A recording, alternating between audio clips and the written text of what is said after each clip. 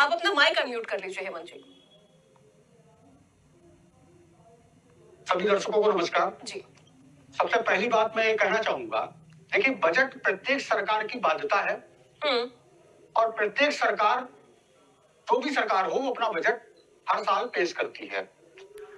वर्तमान बजट के संबंध में हम अपना आकलन तभी कर सकते हैं जब पिछले बजट को किस तरीके से बनाया गया और कैसे उसको आगे लागू किया गया। जो बजट पिछला भी आपका था, भारतीय जनता पार्टी योगी जी की सरकार ने किया था, 7.18 लाख करोड़ रुपए का बजट उन्होंने किया और उसका आउटपुट जो है वो मात्र 53-54% तक आया। मतलब पूरा पैसा बजट का जो था, वो बजट का पैसा कहीं पे भी योजनाओं में लागू नहीं हुआ। पहली बात।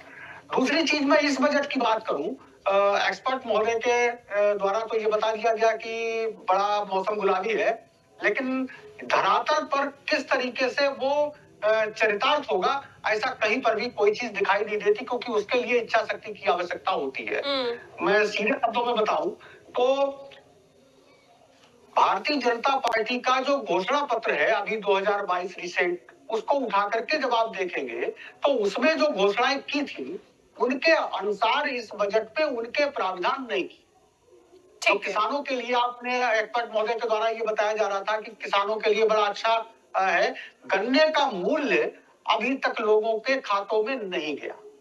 मैं याद दिलाना चाहूंगा कि किसान सबसे ज्यादा परेशान व्यक्ति है इस समय, क्योंकि ना तो उसकी केंद्र सरकार सुन रही है और ना ही उसकी राज्य सरकार सुन रही है। एक बड़ी कड़ी जो कि हमारे लिए अन्नदाता है, हमारा अन्न पैदा करता है, उसके लिए कहीं कोई व्यवस्था किसी प्रकार की सामने अभी तक नहीं आई।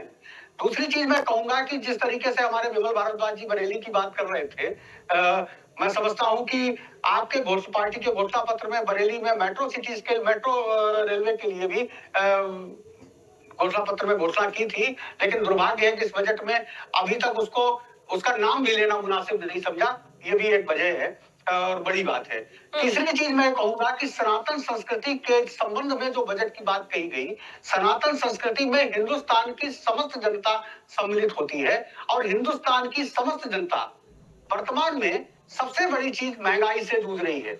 आपने 2 सिलेंडर मुफ्त देने की बात कही, आप ये बताइए उज्ज्वला योजना में आप सिलेंडर मुफ्त दे देंगे, 1 दे देंगे, 2 दे देंगे, लेकिन उसके बाद उसको रिफिल कराने के लिए पैसा कहां से आएगा, ये बात सरकार को बतानी चाहिए, लेकिन नहीं बताया।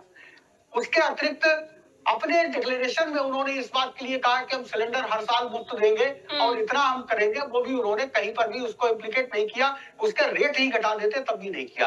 किसानों को बिजली की मुफ्त करने की बात थी, उसके बारे में भी कहीं कोई विजन सामने नहीं आया कि हम किसानों के लिए ये सहूलियत बिजली के मामले में देंगे। तो शिक्षा, चिकित्सा और स्वास्थ्य, ये सारी चीजें जो है इस बजट में कहीं ना कहीं शिक्षा, स्वास्थ्य और तीसरा आपने क्या बोला? मैंने कहा चिकित्सा, शिक्षा और किसान के लिए। ठीक है, किसान, चिकित्सा और शिक्षा, इन 3 चीजों पे आपका सवाल है कि इन 3 चीजों पे इस बार के बजट में कुछ खास नहीं दिया गया है।